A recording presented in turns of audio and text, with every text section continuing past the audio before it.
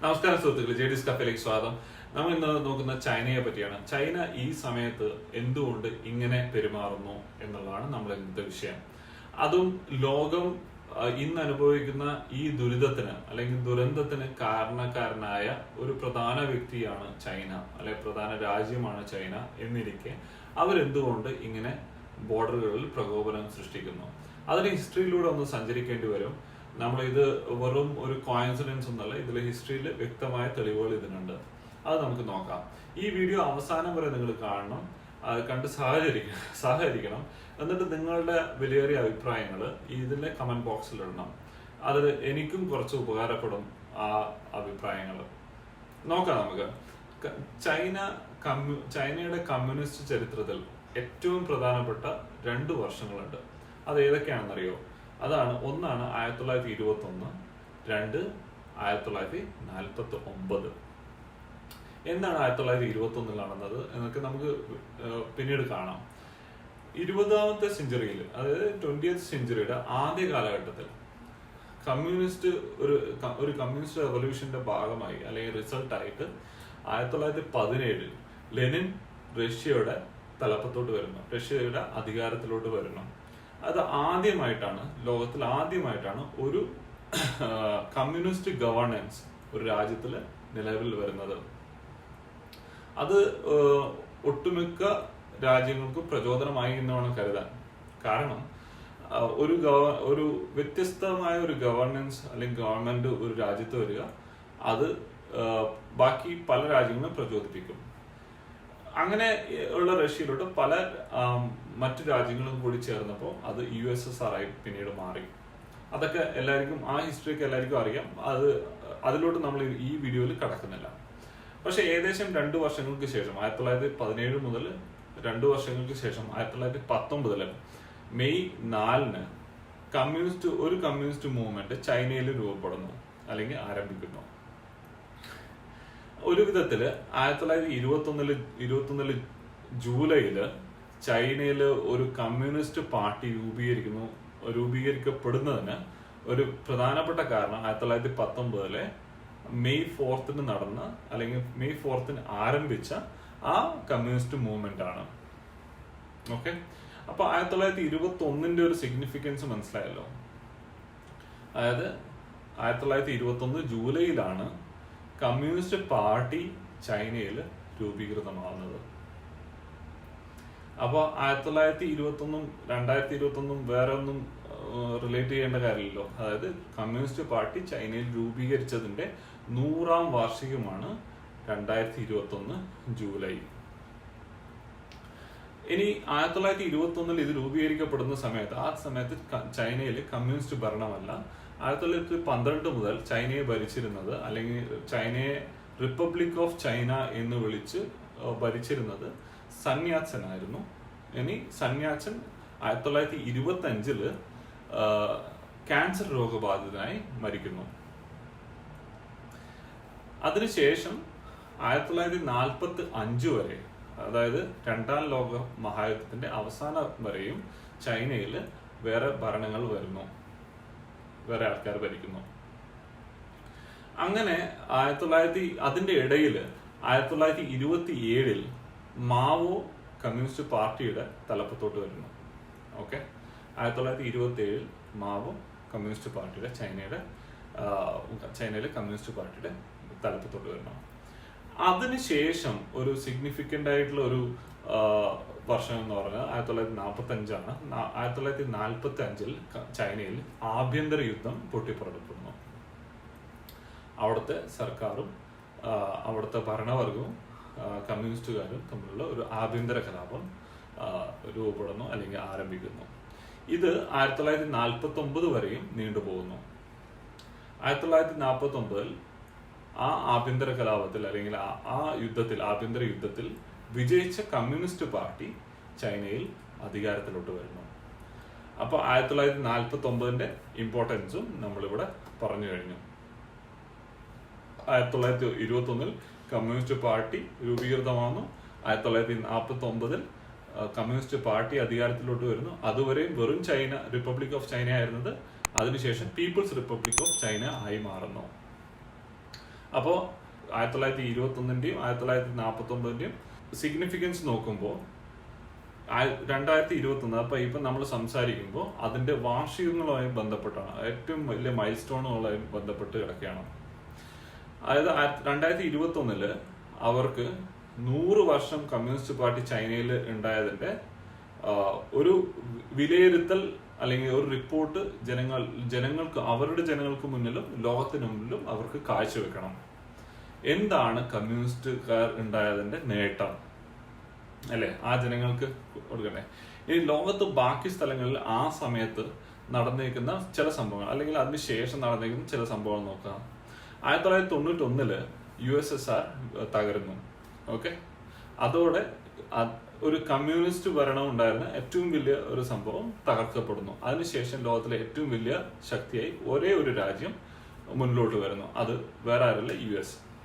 അപ്പൊ മുതലാളിത്ത രാജ്യം മുന്നോട്ട് വരികയും കമ്മ്യൂണിസ്റ്റ് രാജ്യം താഴോട്ട് പോവുകയും ചെയ്തു. അതിനിടയിൽ ചൈന വളരെ വേഗം വളർന്നുകൊണ്ടിരിക്കുകയായിരുന്നു.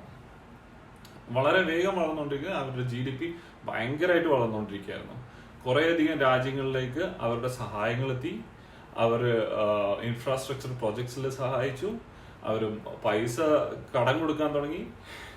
ആ കടം കൊടുക്കലിനൊക്കെ പിറകിൽ ഭയങ്കരമായിട്ടുള്ള വേറെ പല കാരണങ്ങളും ഉണ്ടായിരുന്നു. പിന്നെ ഇതൊക്കെ കൂടാണ്ട് യൂറോപ്പിന്റെ സാമ്പത്തികമായ അവസ്ഥ ചൈനയുടെ വളർച്ചാ നിരക്ക് കൂട്ടിയെന്ന് പറയാം. അതായത് അതിന്റെ ഒരു തകർച്ച യൂട്ടിലൈസ് ചെയ്തു, കാര്യമായി ചൈന യൂട്ടിലൈസ് ചെയ്തു. ഇപ്പോ ഇവിടെ വരെ വന്ന് നിൽക്കുമ്പോൾ, ബ്രെക്സിറ്റ് വരെ വന്ന് നിൽക്കുന്ന സമയം നോക്കിക്കഴിഞ്ഞാൽ മനസ്സിലാവും ചൈന അതിനെങ്ങനെ യൂട്ടിലൈസ് ചെയ്തു.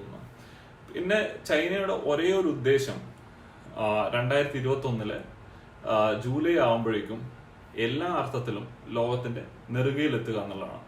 അതായത് ബാക്കി എല്ലാ രാജ്യങ്ങളും തകർന്നിരിക്കുകയാണ്. മുതലാളിത്ത രാജ്യമായിട്ട് US ഉണ്ട്, അതിനെ എഗെയിൻസ്റ്റ് ആയിട്ട് ചൈന വളർന്നുകൊണ്ടിരിക്കുകയാണ്. അപ്പോൾ എങ്ങനെ ലോകത്തിന്റെ നെറുകയിലെത്താം, അതായത് ഡോളറിന് പകരം യുവാൻ എങ്ങനെ ട്രേഡിംഗ് ചെയ്യേണ്ട ഒരു കറൻസിയായി മാറ്റാം, സയന്റിഫിക് രംഗത്ത് എങ്ങനെ ഏറ്റവും മുമ്പിലെത്താം, അങ്ങനെ എല്ലാത്തിലും മുതലെത്തുക എന്നുള്ളതാണ് ചൈനയുടെ ഉദ്ദേശം ഉണ്ടായിരുന്നത്. ഇനി 60% urbanisation, Chinese space station, 2010 GDP double ആക്കുക, ഇതൊക്കെയാണ് എന്നിങ്ങനെ പല വാഗ്ദാനങ്ങളും 2021 അവരുടെ വാഗ്ദാനങ്ങളായി ഗോളായി കിടക്കുന്നുണ്ട്. അതിൽ GDP ഇപ്പം തന്നെ അവർ കവർ ചെയ്ത് കഴിഞ്ഞു. ഇപ്പം തന്നെ വെച്ചാൽ 2018 തന്നെ ഡബിളിന്റെ മേലെ ആയി തോന്നുന്നു 2010. ലോകത്തിൽ എല്ലാ രീതിയിലും അവർ ആധിപത്യം സ്ഥാപിച്ചു കൊണ്ടിരിക്കുകയാണെന്ന് പറയേണ്ടി വരും. അപ്പോൾ അതിന്റെ ഈ ആധിപത്യത്തിന്റെ പ്ലാനിന്റെ റിസൾട്ട് അഥവാ റിപ്പോർട്ട് 2021 അവരുടെ ജനങ്ങൾക്ക് മുന്നിൽ അവർ കൊടുക്കണം. അപ്പോൾ അത് കൊടുക്കുന്ന സമയത്ത് അവർക്ക് വേണ്ട അവരുടെ ജനങ്ങൾക്ക് മുന്നിൽ വെക്കേണ്ട ഒരു കാര്യം എന്താണ്? അതിർത്തി തർക്കങ്ങളാണ്. രാജ്യങ്ങളുമായിട്ടുള്ള അതിർത്തി തർക്കങ്ങൾ എങ്ങനെ പരിഹരിക്കപ്പെട്ടു എന്ന് കാണിക്കണ്ടേ, അവർക്ക് അനുകൂലമായ രീതിയിൽ എങ്ങനെ പരിഹരിക്കപ്പെട്ടു, അതൊക്കെ അവരുടെ ജനങ്ങൾ നോക്കൂലേ? അതും അവരുടെ ആവശ്യമാണ്. അത് ഇന്ത്യയുടെ എതിരെ മാത്രമല്ല, നിങ്ങൾക്ക് പല രാജ്യങ്ങളും ഈ പ്രശ്നം നേരിടുന്നുണ്ട് ചൈനയിൽ നിന്ന്. ചൈനയുടെ പ്രശ്നത്തിലുള്ള എല്ലാ രാജ്യങ്ങൾക്കും ഈ പ്രശ്നമുണ്ടെന്ന് നമുക്ക് അറിയാൻ കഴിയും. ഒന്ന് ഗൂഗിൾ ചെയ്താൽ മനസ്സിലായത്. അപ്പൊ ഇതാണ് ചൈനയുടെ ഇപ്പോഴത്തെ ഒരു പ്രതീതി, അല്ലെങ്കിൽ ഇപ്പോഴത്തെ ഒരു രീതി. അല്ലെങ്കിൽ ലോകം കൊറോണയെ നേരിടുന്നതിൽ ശ്രദ്ധിച്ചുകൊണ്ടിരിക്കുന്ന സമയത്ത് ചൈന എന്തിന് നമ്മുടെ അയൽ രാജ്യമായ ചെറിയ നേപ്പാളിനെയൊക്കെ കൂട്ടി, അല്ലെങ്കിൽ നേരിട്ടും ബോർഡറുകളിൽ നമ്മളോടും ബാക്കി ജപ്പാനാവട്ടെ അല്ലെങ്കിൽ ഈ വേറെ ഏതെങ്കിലും രാജ്യമാവട്ടെ അവരോടൊക്കെ പോയി ഈ പ്രശ്നങ്ങൾ ഉണ്ടാക്കുന്നത്? അതും കാരണക്കാര്, അതായത് കൊറോണ അവിടെയാണ് ഉത്ഭവിച്ചതോ അല്ലയോ നമുക്കറിയില്ല, അതിനെ അറിയാനും പോകുന്നില്ല. പക്ഷെ ഒരു കാര്യത്തിൽ നമുക്കറിയാം, അവിടെ ഉത്ഭവിച്ച ഒരു സാധനം അവര് ശ്രദ്ധിച്ചില്ല. ജനുവരി ഒക്കെ ആയി അത് ഒന്ന് മോണിറ്റർ ചെയ്ത് ഒന്ന് ബാനൊക്കെ അടിക്കാൻ, ട്രാവൽ ബാനൊക്കെ ചെയ്യാൻ. അപ്പോ അതുവരെയും അവർ പ്ലാൻ ചെയ്തുകൊണ്ടിരിക്കുന്നത് എന്തായിരുന്നു? ഓക്കെ, കൊറോണയെ എങ്ങനെ യൂസ് ചെയ്യാം, അവരുടെ നന്മക്കായി എങ്ങനെ യൂസ് ചെയ്യാം എന്നുള്ളത് അവർ സ്റ്റഡി ചെയ്തു എന്നുള്ള കാര്യം വ്യക്തമാണ്. ഇനി ഇതിനോട് ചേർത്ത് വായിക്കേണ്ട ഒരു കാര്യമുണ്ട്. അതായത് ചൈനയിലെ കമ്മ്യൂണിസ്റ്റ് ഭരണത്തെ, അല്ലെങ്കിൽ കമ്മ്യൂണിസ്റ്റ് ചൈന വിജയിക്കേണ്ടത് 100 വർഷത്തിൽ അവരുടെ റിപ്പോർട്ട് പുറത്തു വന്ന് അവരൊരു വിജയമാണ്, കമ്മ്യൂണിസ്റ്റ് ഭരണം ഒരു വിജയമാണെന്ന് കാണിക്കേണ്ടത് ചൈനീസ് കമ്മ്യൂണിസ്റ്റിന്റെ മാത്രം ഒരു കാര്യമല്ല, അല്ലെങ്കിൽ ഒരു ആവശ്യമല്ല. ലോകത്തിലെ എല്ലാ കമ്മ്യൂണിസ്റ്റ് പ്രസ്ഥാനങ്ങൾക്കും അതൊരു വലിയൊരു ആവശ്യമാണ്. ഇന്ന് ഇന്ത്യയിൽ തന്നെ നോക്കാം, കമ്മ്യൂണിസ്റ്റ് പ്രസ്ഥാനങ്ങളുടെ പ്രസക്തി കുറഞ്ഞു വരുന്ന പോലെ തോന്നുന്ന ഒരു അവസ്ഥയിൽ ചൈനയിൽ കൂടെ അത് ഫെയിലിയർ ആണ് എന്നറിഞ്ഞു കഴിഞ്ഞാൽ എന്തായിരിക്കും അവസ്ഥ? അതുകൊണ്ട് 100 വർഷത്തെ പ്രവർത്തന റിപ്പോർട്ട് അവിടെ വെക്കുമ്പോൾ അത് അവിടെ വൻ വിജയമായി കാണുകയും ആ വിജയം ബാക്കി ഉള്ള ലോക രാജ്യങ്ങളിലെ ജനങ്ങൾക്ക്, അവിടുത്തെ സർക്കാരുകൾക്കല്ല, ജനങ്ങൾക്ക് കാണത്തക്ക രീതിയിൽ അത് പ്രൊജക്ട് ചെയ്യും. അതായത് ചൈന രാജ്യത്ത് സമ്പന്നത കൊണ്ടുവരുന്നു, ചൈന അതിർത്തി തർക്കങ്ങൾ അവർക്ക് അനുകൂലമായി പരിഹരിക്കുന്നു, അവരുടെ സ്പേസ് റിസർച്ച് സെന്റേഴ്സ് ഒക്കെ അവർ ഓണായിട്ട് സെറ്റ് ചെയ്യുന്നു, അതുപോലെ മാനുഫാക്ചറിങ്, പ്രൊഡക്ഷൻസ്, ട്രേഡിങ്ങിൽ അവർ എക്കാലത്ത് മുൻപന്തിയിൽ എത്തിക്കഴിഞ്ഞിരിക്കുന്നു. എല്ലാം മുൻപന്തിയിൽ എത്തിയെന്ന് അവര് ബാക്കി രാജ്യത്തെ ജനങ്ങളോടുകൂടെ അറിയിച്ചു കഴിഞ്ഞിരിക്കുന്നു, അല്ലെ? അറിയിക്കാൻ സാധിക്കും 100ാം വാർഷികത്തിൽ അവർ ഇത് സക്സസ്ഫുൾ ആയി കംപ്ലീറ്റ് ചെയ്യുകയാണെങ്കിലും. അപ്പോ ഇങ്ങനെയുള്ള ഒരു അവസ്ഥ ബാക്കിയുള്ള രാജ്യങ്ങൾ, അതായത് കമ്മ്യൂണിസ്റ്റ് രാജ്യങ്ങൾ ആഗ്രഹിക്കുന്നുണ്ട്. അതായത് ചൈനയിൽ കമ്മ്യൂണിസ്റ്റ് പാർട്ടികൾ, ബാക്കിയുള്ള രാജ്യങ്ങളിൽ കമ്മ്യൂണിസ്റ്റ് പാർട്ടികൾ ആഗ്രഹിക്കുന്നുണ്ട് ചൈനയിലെ 100 വർഷം, കമ്മ്യൂണിസ്റ്റിന്റെ 100 വർഷം സക്സസ്ഫുൾ ആണെന്ന് വരുത്തണം, അല്ലെങ്കിൽ ആണെന്ന് സ്ഥിരീകരിക്കണം. അതുകൊണ്ട് തന്നെ ചൈനയിലെ കമ്മ്യൂണിസ്റ്റ് പാർട്ടിയെ ഏത് രാജ്യത്തെ കമ്മ്യൂണിസ്റ്റ് പാർട്ടിയും എതിർക്കാൻ യാതൊരു സാധ്യതയില്ല. അവരുടെ നടപടികളെ ഏതൊരു കമ്മ്യൂണിസ്റ്റ് പ്രസ്ഥാനവും എതിർക്കാൻ ഒരു നിർവാഹവും ഞാൻ കാണുന്നില്ല. അത് നമ്മുടെ നാട്ടിലും വ്യത്യസ്തമല്ല ആ സ്ഥിതി. അപ്പോ ഇത് നിലനിൽപ്പിനെ ബാധിക്കുന്ന പ്രശ്നമാണ് കമ്മ്യൂണിസ്റ്റ് പ്രസ്ഥാനത്തിന്റെ. അപ്പോ അതുകൊണ്ട് തന്നെ ഇങ്ങനെ ഒരു നിലനിൽപ്പ്, അതായത് 2021 അഥവാ ചൈന അവര് വിചാരിച്ച കാര്യങ്ങളൊക്കെ അതേപോലെ നടപ്പിലാക്കി എന്ന് കരുതുക. അങ്ങനെയാണെങ്കിൽ അതിനുശേഷം 2021 ശേഷം പല രാജ്യങ്ങളിലും ആഭ്യന്തര കലാപങ്ങൾ ഉണ്ടാവാൻ സാധ്യത തള്ളിക്കളയാൻ സാധിക്കില്ല. അതെന്തുകൊണ്ട്? അതായത് ജനങ്ങൾ റിയലൈസ് ചെയ്യും, അല്ലെങ്കിൽ ജനങ്ങൾക്ക് ഒരു മനസ്സിലാക്കലുണ്ടാവും, ഈ കമ്മ്യൂണിസ്റ്റ് ഭരണം എന്ന് പറയുന്നതും ഒരു തരത്തിൽ ജനങ്ങൾക്ക് നല്ല രീതിയിൽ നല്ലതാണ് എന്നൊരു ചിന്ത ഉണ്ടാക്കാൻ സഹായകമാക്കും ഈ 100 വർഷത്തെ പ്രവർത്തന റിപ്പോർട്ട്. അത് എന്ത് റൂഡിമെന്ററി വേയിലാണ്, അല്ലെങ്കിൽ എത്രയും ഹാർഡ്ഷിപ്പിലാണ്, അതായത് അവിടുത്തെ ജനങ്ങൾ എന്തൊക്കെ അനുഭവിച്ചു എന്നൊന്നും ആരും നോക്കില്ല. പക്ഷെ ചൈന സർക്കാർ പറയും, ചൈനയിലെ മേജർ ആൾക്കാർ പറയും, ഓക്കെ, ചൈന 100 വർഷത്തിൽ ഇതാണ് ചൈനൻ കമ്മ്യൂണിസ്റ്റ് പാർട്ടി അല്ലെങ്കിൽ ചൈനൻ ഗവൺമെന്റ് എന്തൊക്കെ പറഞ്ഞോ അതൊക്കെ നടത്തി എന്ന് അവിടുത്തെ പാർട്ടിയും ഗവൺമെന്റും പുറം ലോകത്തോട് പറയും. പുറം ലോകം അത് കാണുന്നുമുണ്ട്.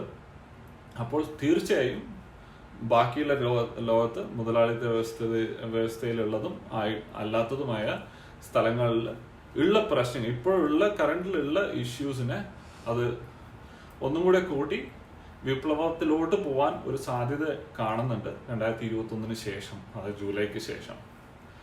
അപ്പോൾ അങ്ങനെ ഒരു അവസ്ഥ ലോകത്ത് ഉണ്ടാവരുത് എന്ന് പ്രാർത്ഥിക്കുന്നു.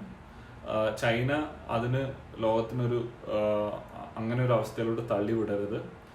കോവിഡ് അവർ യൂസ് ചെയ്തു എന്ന് തന്നെയാണ് വിശ്വസിക്കുന്നത്. കോവിഡ് സിറ്റുവേഷൻ എല്ലാവരും കോവിഡിലോട്ട് കോൺസെൻട്രേറ്റ് ചെയ്യുന്ന സമയത്ത് അവർ പോസ്റ്റ് കോവിഡ് സീസണിലോട്ട് കടന്നിരിക്കുകയാണ്. മാനുഫാക്ചറിങ് ആയാലും ട്രേഡിംഗ് ആയാലും അവരുടെ വിപണി ഉയർന്നു തന്നെ ഇരിക്കുകയാണ് ഇപ്പോഴും. പിന്നെ അതുകൂടാതെ ഈ പറഞ്ഞ പോലെ ബോർഡറിലൊക്കെ അവർ ശക്തമായി അവരുടെ സാന്നിധ്യം ഉറപ്പിക്കുകയാണ്. അതായത് പെട്ടെന്ന് തന്നെ ഇതിലൊരു തീർപ്പാക്കണം, അല്ലെങ്കിൽ അറ്റ്ലീസ്റ്റ് 2021 ജൂലൈയിൽ അവർ പ്രവർത്തന റിപ്പോർട്ട് കൊടുക്കുന്ന സമയത്ത് അവർക്ക് പറയണം ഓക്കെ ഇന്ന് ഇത് നമ്മുടെ ഭാഗമല്ല, പക്ഷെ ഇനി അടുത്ത 4 വർഷത്തിൽ ഇത് നമ്മുടെ ഭാഗമാവും എന്ന രീതിയിലെങ്കിലും ഒരു ഗ്യാരണ്ടി കൊടുക്കാൻ അവർ ശ്രമിക്കും, അത് ഉറപ്പാണ്. അപ്പോൾ ഇന്ത്യൻ ഗവൺമെന്റും അതുപോലെ ബോർഡറിംഗ് ആയിട്ടുള്ള എല്ലാ ഗവൺമെന്റ്സും ഒന്നുകൂടെ ശക്തമായി ഒന്ന് വിജിലന്റ് ആയിട്ട് ഇരിക്കുന്നത് നല്ലതായിരിക്കും ചൈനയോട്. അപ്പോൾ ഇത്രയും പറഞ്ഞുകൊണ്ട് ഇന്നത്തെ വീഡിയോ നമ്മളിവിടെ അവസാനിപ്പിക്കുകയാണ്. വല്ല സംശയങ്ങളോ കാര്യങ്ങളോ ഉണ്ടെങ്കിൽ ഇതിൽ കമന്റ് ചെയ്യാം. ഞാൻ ഏകദേശം എല്ലാം കവർ ചെയ്തെന്ന് തോന്നുന്നു. അധികം സമയം എടുക്കാതെ കുറച്ച് ചെറിയ ഷോർട്ട് വീഡിയോ ആക്കാൻ വേണ്ടി എല്ലാം ഒന്ന് ക്രോഡീകരിച്ചിട്ടാണ് ഇത് പറഞ്ഞേക്കുന്നത്. അപ്പോൾ എന്തെങ്കിലും സംശയം ഉണ്ടെങ്കിൽ ഈ വീഡിയോയിൽ കമന്റ് ചെയ്യാം. ഇഷ്ടപ്പെട്ടാൽ ലൈക്ക് ചെയ്യാം, ഷെയർ ചെയ്യാം, സബ്സ്ക്രൈബും ചെയ്യാം നിങ്ങൾ ഇതുവരെ ചെയ്തിട്ടില്ലെങ്കിൽ. അപ്പോൾ ഇനിയൊരു വീഡിയോയിൽ കാണുന്നവരെ നമസ്കാരം. Thank you.